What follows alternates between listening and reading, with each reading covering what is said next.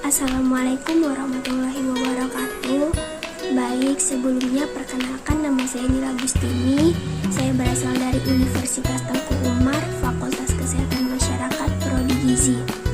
Tujuan saya membuat video ini untuk menjelaskan ringkasan tentang jaringan tumbuhan.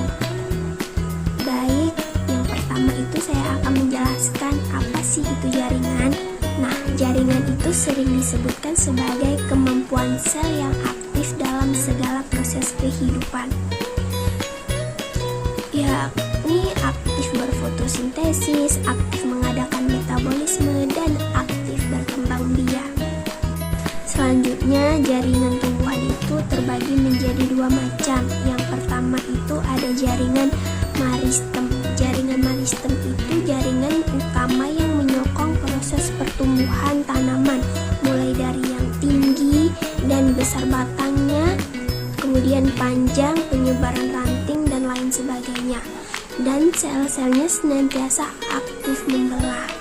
Nah, jaringan meristem itu memiliki beberapa struktur ya. Yang pertama itu ada jaringan meristem lateral atau ke samping. Jaringan meristem yang letaknya bersebelahan dengan organ-organ pada tumbuhan. Jaringan ini itu memiliki sel-sel yang aktif, membelah dan tumbuhnya itu ke samping. Pertumbuhan sel-sel tersebut sering disebut dengan pertumbuhan sekunder. Selanjutnya yaitu jaringan meristem primer.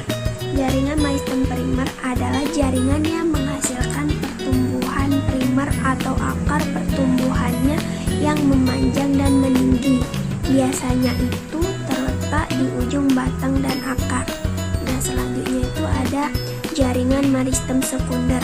Jaringan ini itu jaringan meristem dewasa yang sel-selnya telah mengalami diferensiasi atau perkembangan lebih lanjut. Jaringan ini itu menghasilkan pertumbuhan batang yang membesar. Baik, yang kedua itu ada jaringan epidermis. Jaringan epidermis adalah jaringan yang berada pada lapisan paling luar tumbuhan. Nah, jaringan ini itu terbentuk dari protoderm dan kebanyakan terdapat selapis. Namun beberapa tumbuhan ini itu memiliki epidermis lapisan ganda seperti anggrek dan sebagainya. Nah, fungsinya itu sebagai melindungi jaringan dan organ yang ada di bawahnya. Selain itu, epidermis juga berperan dalam membatasi penguapan, menyokong penyerapan dan penyimpanan air. Jaringan epidermis ini memiliki struktur yang berbeda-beda, namun pada umumnya berbentuk geometri yang tertata rapi. Contohnya bisa dilihat pada bawah merah. Struktur yang pertama itu terdiri dari jaringan parenkim, terdiri atas kelompok sel hidup yang memiliki bentuk, ukuran maupun fungsi yang berbeda-beda. Jaringan parenkim ini mampu mempertahankan kemampuannya untuk membelah.